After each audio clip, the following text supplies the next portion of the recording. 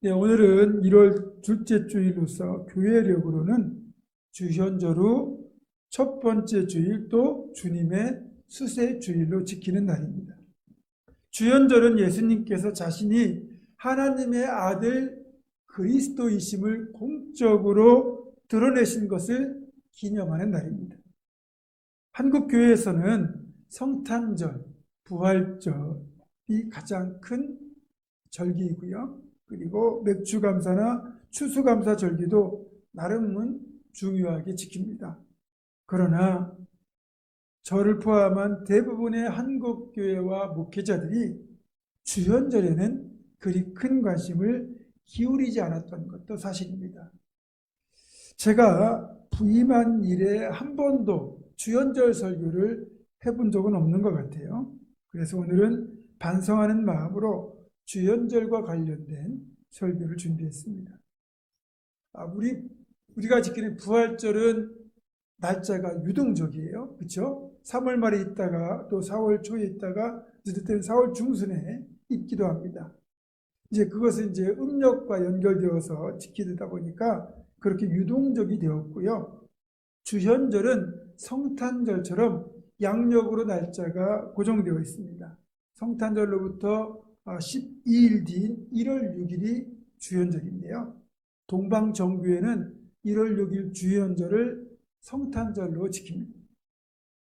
그리고 오늘은 이제 주현절 후 첫 번째 주일, 그리고 교회력으로는 주님의 수세주일로 지키고 있는데, 주님이 세례 요한으로부터 세례를 받으시면서 공적으로 자신을 드러내시고 공생애를 시작하신 날이기에 주현절과 수세주일이 사실은 같은 날이라고 봐야 합니다. 그럼 본문을 살펴볼 텐데 먼저 뒷부분을 보겠습니다. 16절과 17절입니다. 예수께서 세례를 받으시고 곧 물에서 올라오실새 하늘이 열리고 하나님의 성령이 비둘기같이 내려 자기 위에 임하심을 보시더니 하늘로부터 소리가 있어 말씀하시되 이는 내 사랑하는 아들이요 내 기뻐하는 자라 하시니라. 지금 이 말씀을 보니까 주님이 세례를 받고 물에서 올라오실 때 성령이 비둘기같이 임하셨다고 되어 있습니다. 왜 성령이 비둘기같이 임하셨을까요? 이 비둘기는 성경에서 순결의 상징이고 주님이 순결하신 분이기 때문에 사실은 성령이 비둘기 같은 형체로 주님에게 임하신 겁니다. 더 나아가 앞으로 주님이 베푸시는 이 세례는 물세례가 아닌 성령의 세례가 될 것을 예표하기도 합니다. 우리가 받는 이 물세례는 죄사함을 상징하는, 죄를 씻는다는 의미가 있지만 성령 세례는 죄사함뿐만 아니라 우리의 모든 죄와 연약함까지 다 태우고 그리고 속사람까지 바꾸는 그런 온전한 변화를 이루는 세례가 될 것임을 상징하는 장면입니다. 마지막으로 성령이 비둘기같이 임하셨다는 것은 처음으로 그러니까 삼위일체 하나님께서 일하시는 장면을 잘 보여주기도 합니다. 성자 예수님이 세례를 받으실 때 성령 하나님이 비둘기같이 임하셨고 하늘로부터 성부 하나님께서 이는 내 사랑하는 아들이요 내 기뻐하는 자라 말씀을 하시면서 삼위 하나님의 각자 다른 모습과 사역들이 한꺼번에 드러나고 있습니다. 그래서 이 구절이 삼위일체 하나님의 일하심을 잘 보여주는 단적인 장면이기도 합니다. 그리고 결국은 예수님의 공생애가 성부 하나님의 뜻을 따라서 성령 하나님의 도우심을 통하여 결국 우리의 죄를 대속하는 사역이 될 것이라는 그런 신학적인 의미도 잘 보여주고 있습니다.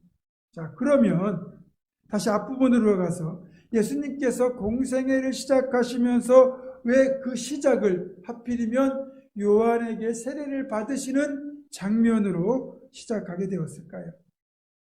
일단 일반적으로 세례라는 것은 앞에서도 말씀드렸지만 물로 죄를 씻어 제사함을 받는 상징적인 예식입니다.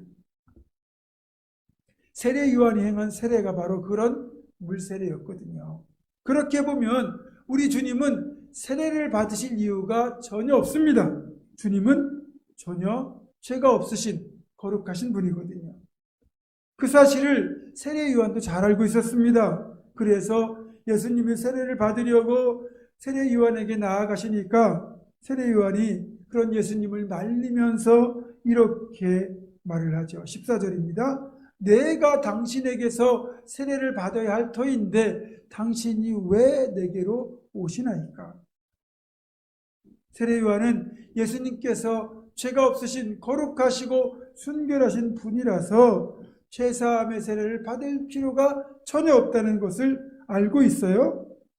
그리고 예수님이 그럼에도 불구하고 세례를 받으셔야 되는 이유도 잘 알고 있습니다. 왜냐하면 세례를 받으심을 통해서 예수님이 드러내시고자 하는 것이 있거든요. 그 사실을 요한복음 1장 29절에서 세례 요한은 이렇게 말합니다. 이튿날 요한이 예수께서 자기에게 나아오심을 보고 이르되 보라 세상 죄를 지고 가는 하나님의 어린 양이로다. 그러니까 예수님을 세례 요한이 어떻게 지금 파악하고 있습니까? 세상 죄를 지고 가는 하나님의 어린 양이다 이렇게 말하고 있잖아요. 좀 더 자세히 풀어 설명하면 이거예요. 예수님께서 일반적으로 구약에서 대속을 위하여 드려지는 제물인 어린 양처럼 우리의 죽을 죄를 대신하여 대속의 제물이 되어 십자가 위에서 피 흘려 죽으실 것을 그렇게 해서 대속의 사역을 감당하실 분임을 이미 세례 요한은 성령의 감동을 통하여 정확하게 알고 있었던 겁니다. 이건 굉장히 중요한 장면입니다. 세례 요한이 예수님에 대하여 정확히 알고 있었잖아요. 그리고 정확히 믿었잖아요. 따라서 우리도 신앙생활을 할 때 세례 요한처럼 우리가 믿는 예수님이 어떤 분이신지 정확히 제대로 알고 있어야 제대로 믿고 제대로 믿어야 제대로 신앙생활을 할 수 있는 겁니다. 그렇게 될 때 어긋난 길로 가는 것을 방지할 수 있고 신천지와 같은 이단이나 사이비에 미혹되는 것도 미연에 방지할 수 있습니다. 여러분 하나님을 알아가는 일, 예수 그리스도를 알아가는 것에도 우리가 힘써야 될 이유가 여기에 있습니다. 여러분 우리가 신앙이 좋다고 누군가 어떤 사람의 신앙이 좋다고 말할 때 단지 예배 잘 드리고 믿음이 좋기 때문에 신앙이 좋다 그렇게 말할 수 있는 게 아닙니다. 믿음의 대상이 되시는 성부 하나님, 성자 하나님, 성령 하나님에 대하여 바르게 알고 바르게 믿고 그 지식과 믿음을 온전히 삶으로 살아낼 때 이 사람은 신앙이 좋다 이렇게 말할 수 있는 거죠. 여러분 배우고 알아가는 일에 힘쓰시기 바랍니다. 주보에 저희들이 간지로 넣어드렸는데 이제 오늘부터 전현수 목사님이 새가족부 성경공부 2기를 개설합니다. 새가족만 대상이 아니라 좀 더 하나님을 알고 성경을 알고 싶어하는 모든 분들이 대상입니다. 많이 참석하셔서 제대로 배우셨으면 좋겠습니다.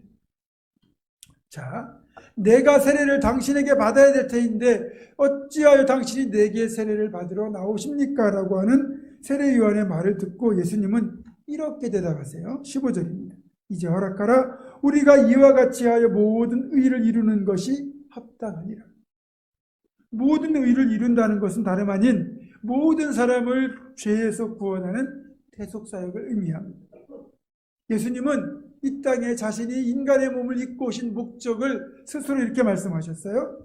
마태복음 20장 28절입니다. 또 마가복음 10장 45절에 동일하게 기록되어 있는데 인자가 온 것은 섬김을 받으려 함이 아니라 도리어 섬기려 하고 자기 목숨을 많은 사람의 대속물로 주려 함이니라. 이 말씀대로 주님께서 모든 의를 이루기 위하여 모든 의를 이루는 방법으로서 자기 목숨을 많은 사람의 대속물로 주기 위한 그 목적으로 드디어 본격적인 공생의 삶을 시작하시면서 그 출발점에 일종의 선포식, 출정식으로 세례 요한에게 세례를 받으신 겁니다. 그러니까 예수님이 세례를 받으신 첫 번째 이유는 공생애를 시작하시겠다는 선포인 거죠. 다음으로 예수님께서 세례를 받는 이 장면을 돌아보면서 우리가 받는 세례, 우리들이 받는 이 세례에 대하여 그 의미를 정확히 알아야만 우리가 세례를 받게 될 때 정말 뜻깊게 세례를 받을 수 있고, 또 세례받은 우리들은 세례받은 자의 삶이 어떤 것인지를 분명히 깨닫고 그에 합당한 삶을 살아낼 수 있다는 겁니다.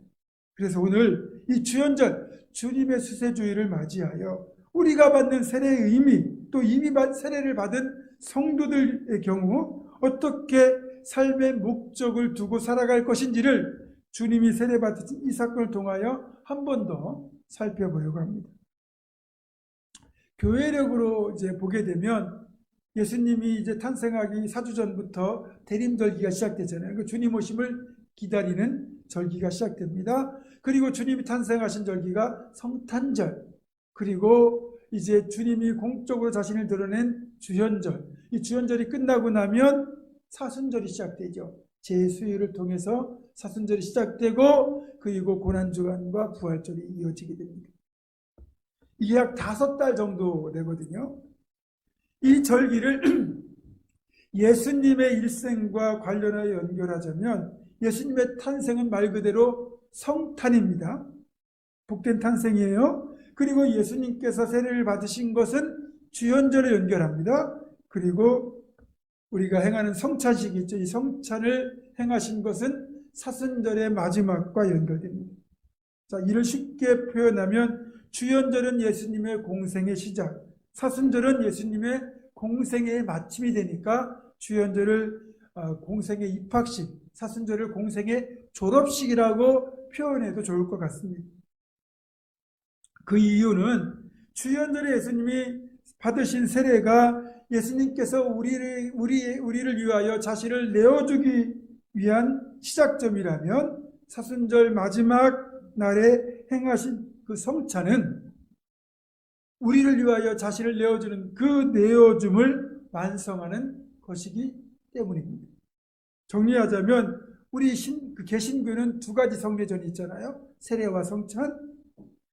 이 세례 때는 예수님이 우리를 위하여 내어주심과 포기가 고스란히 들어가 있고, 그것이 완성된 것이 바로 성찬이라는 겁니다. 그래서 성탄에서 사순절까지 이 교회력을 관통하는 가장 뚜렷한 주제를 하나 찾는다면 당연히 포기와 내어줌입니다. 이 포기와 내어줌에 이 교회력을 관통하는 절기에 어떤 주제가 들어있는 거죠. 보세요. 하나님은 우리를 살리기 위하여 하나뿐인 독생하신 아들 예수를 포기하시고 세상에 내어주셨습니다. 또 우리 예수님은 우리를 살리기 위하여 창조주의 자리, 하늘 그 보좌 영광의 자리를 포기하셨습니다. 그리고 그 몸을 우리에게 내어주셨습니다.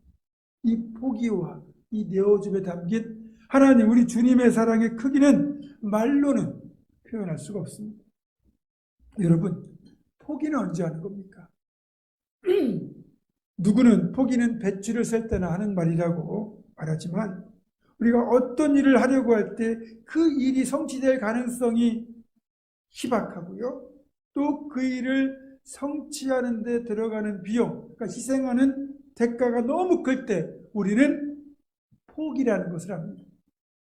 실제로 이 어떤 일을 우리가 이루고자 하는데 여기에 치러야 될 대가, 희생이 너무너무 크다면 아예 포기하는 것이 현명한 대응입니다. 예를 들면 이런 겁니다. 내가 정말 아끼는 물건이 하나 있어요. 그런데 실수로 이 물건이 망가졌어요. 그러면 우리는 이게 내가 너무 아끼고 또 소중하게 여기는 거니까 어떻게든 이걸 고쳐서 원상복구를 하려고 합니다. 그래서 수리비도 알아보고 어떻게든 고쳐보려고 하는데, 알아봤더니 물건값보다 수리비가 훨씬 더 많이 들고 비용도 많이 들고 이렇게 시간도 많이 걸리는 겁니다. 그러면 아깝긴 하지만 현실적인 계산 앞에서 우리는 그 원상복구를 포기하고 말지요.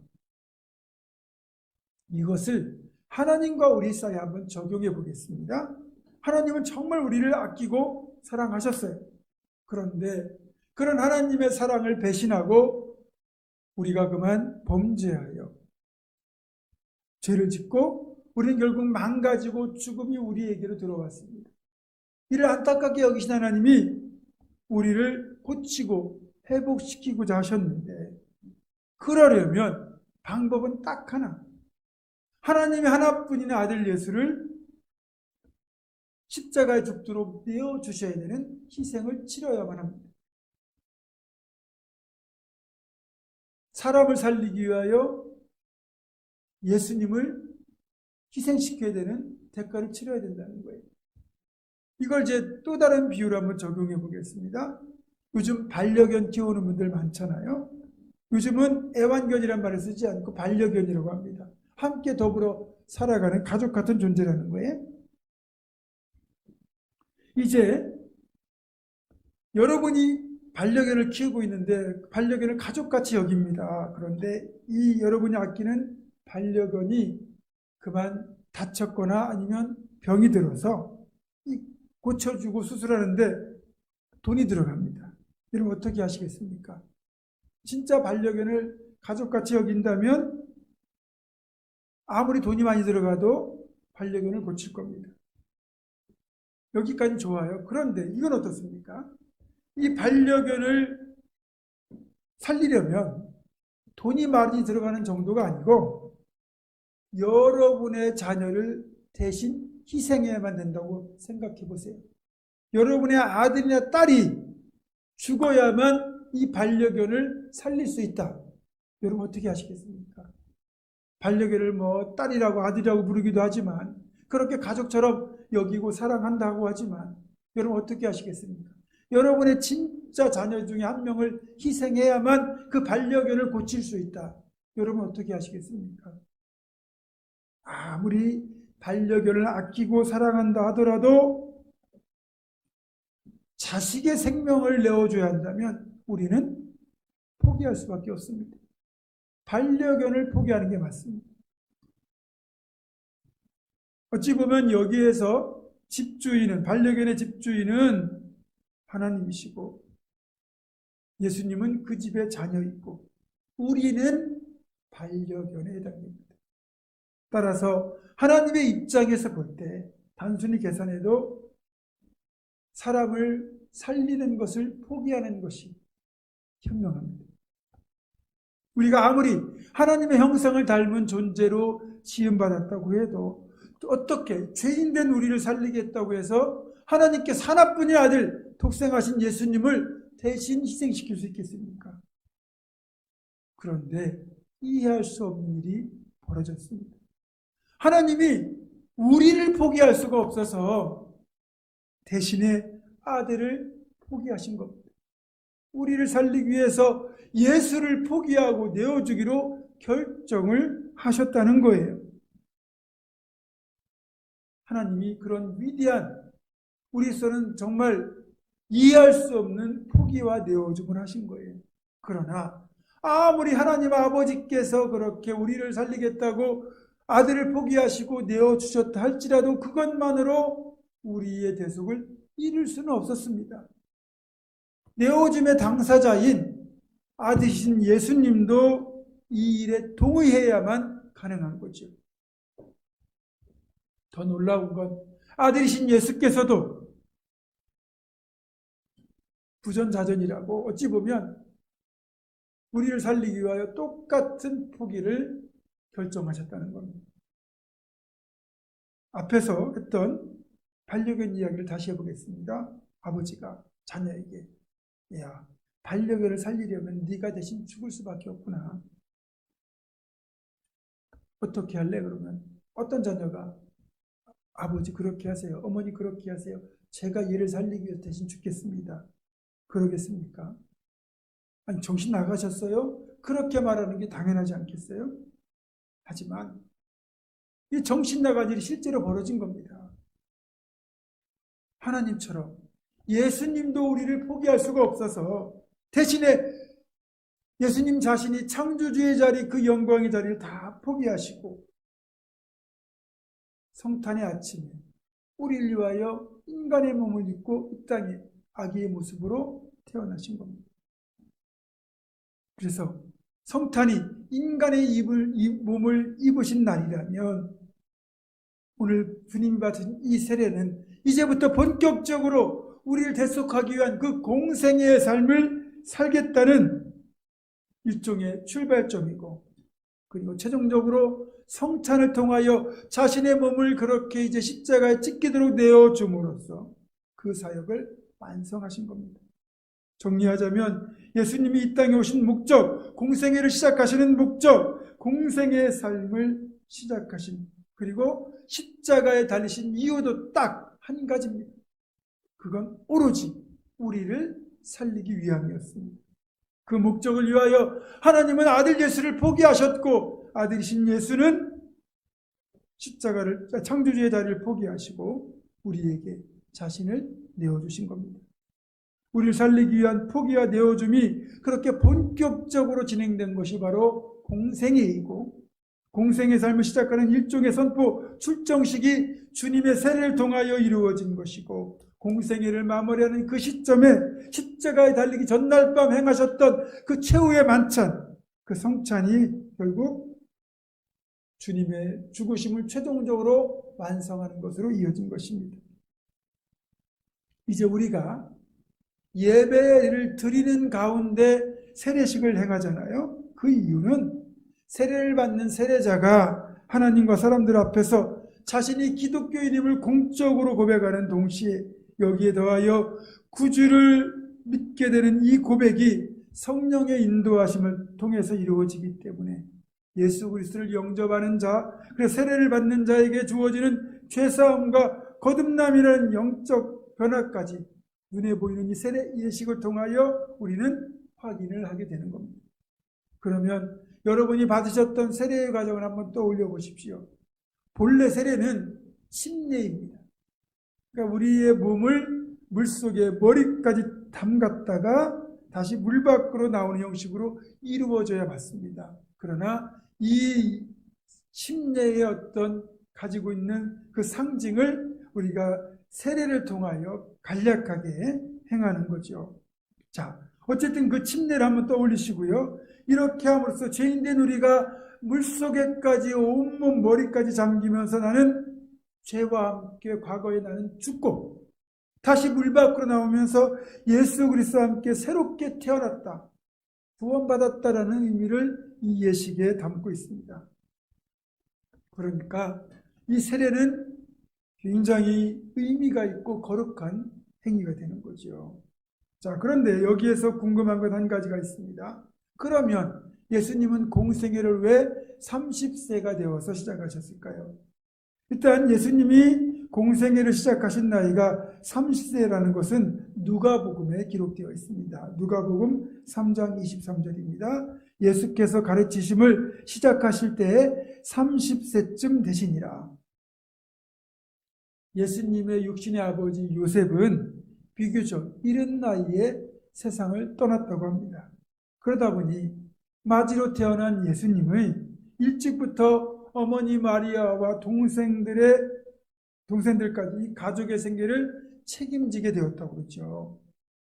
그래서 아버지 요셉으로부터 배운 목수의 기술을 가지고 나사렛에서 목수의 일을 하시며 사셨습니다. 그러다가 동생들이 장성하여 이제 안심하고 가족의 생계를 맡기게 될 수 있었을 때 비로소 공생애를 시작하신 것이고, 그때쯤의 나이가 30세였던 거죠.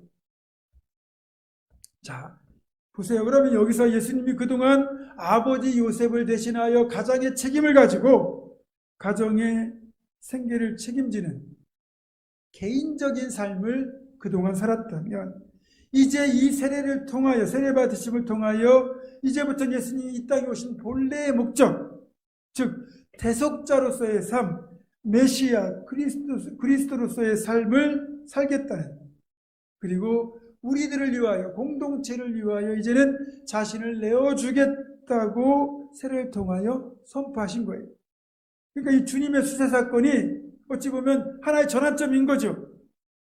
가족을 위한 개인적인 삶에서 이제 우리 전부를 위한 공적인 삶으로 전환이 되는 것이 바로 이 세례를 통하여 이루어진 겁니다. 예수님 역시 지금까지는 육신의 가족을 위하여 살았지만 이 시간 이후로는 다른 이들, 공동체를 위하여, 하나님 나라와의 역사를 위하여 이제는 온전히 헌신하겠다는 의미로 세례를 받으신 겁니다. 이기적인 삶에서 이타적인 삶으로, 개인적인 삶에서 공동체적인 삶으로 전환하는 그 전환점에 주님의 세례가 있는 거죠. 마찬가지로 우리 모두 세례받지 않았습니까? 우리는 세례를 받은 신앙인들로서 우리 역시 이런 예수 그리스도의 삶을 본받아야 되는 사명이 있습니다. 이제부터는 나를 위해 살겠다는 것입니다. 내 가족만 위해 사는 것이 아니라 당연히 나와 내 가족을 위해서 살아야 되겠지만 나를 위하여 그렇게 대속의 삶을 사신 그 주님처럼 나도 이제는 공동체와 하나님의 나라를 위하여 살겠다는 결단과 헌신이 있어야 된다는 겁니다. 갈라디아서 2장 20절은 이런 사실을 분명히 우리에게 알려주고 있습니다. 내가 그리스도와 함께 십자가에 못 박혔나니 그런즉 이제는 내가 사는 것이 아니요 오직 내 안에 그리스도께서 사시는 것이라. 이제 내가 육체 가운데 사는 것은 나를 사랑하사 나를 위하여 자기 자신을 버리신 하나님의 아들을 믿는 믿음 안에서 사는 것이라. 아멘. 이제부터는 나를 위해 살지 않고 나를 위하여 죽으신 예수 그리스도를 위하여 사는 것이라고 분명히 말씀합니다. 세례는 내가 예수 그리스도와 함께 십자가에 못 박히는 것이고 나는 죽고 예수 그리스도가 살아야 하는 것이고 이제는 내가 나를 위해 사는 것이 아니라 예수 그리스도를 위해 살겠다는 결단이 수발될 때만 행해져야 되는 예식입니다. 가장 거룩하고 무거운 예식인 거죠. 그리고 우리는 세례를 받았을 때 이 결단을 실천으로 이어가야만 하는 겁니다. 따라서 세례를 받는 사람들, 세례를 받은 사람들은 세례라는 일종의 전환점을 통하여 삶의 이유와 목적 자체가 새롭게 바뀌어야 됩니다. 그것만이 진정한 세례입니다.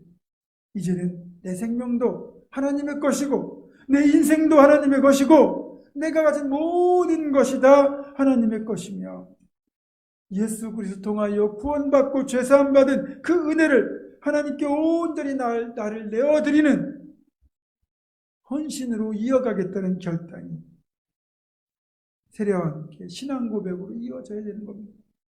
말씀을 정리합니다. 우리가 대림절, 성탄절을 보내면서 예수님이 사람의 몸을 입고 이 땅에 오신 성육신, 성탄의 의미를 깊이 새기고 우리를 향하신 그 크신 주님의 사랑에 응답하자고 그렇게 결단하였습니다. 그 연장선상에서 이제 주연절을 맞아 다시 한번 어떤 삶을 살 것인지를 결단해야 됩니다. 우리를 살리기 위하여, 우리를 포기하지 못하고 오히려 성부 하나님이 아들을 포기하여 우리에게 내어주셨고 또 성자 예수님이 우리를 살리겠다고 창조주의 자리 하늘보좌의 영광을 포기하고 자신을 내어주셨듯이 성령 하나님께서 성육신하시는 성자 예수님 위에 피들기같이 임하셔서 우리를 살리는 공생의 사역을 도우신 것처럼 이제 우리는 하나님을 위하여 포기하고 결단하고 무엇을 내어드릴 것인가를 다시 한번 질문하고 고민할 때가 되었습니다. 오늘은 새 두 번째 주일로서 주님이 우리를 위하여 자신을 내어주신 것을 기념하는 주연절을 보내고 있습니다. 2023년도를 시작하면서 우리를 위하여 자신의 모든 것을 포기하시고 온전히 내어주신 주님처럼 우리도 주님을 위하여 나의 모든 것을 기꺼이 포기하고 내어드리는 거룩한 결단이 있기를 주님의 이름으로 축원합니다. 기도하겠습니다. 우리를 위하여 모든 것을 내어주신 하나님, 2023년도에는 우리도 하나님께 우리의 모든 것을 기꺼이 내어드리는 응답을 하게 하여 주시옵소서. 예배자가 되고 헌신자가 되고 기도자가 되고 사역자가 되어 온전히 하나님을 기쁘시게 하는 우리가 되기를 간절히 소망하오며 우리 구주 예수 그리스도의 이름으로 기도드립니다. 아멘.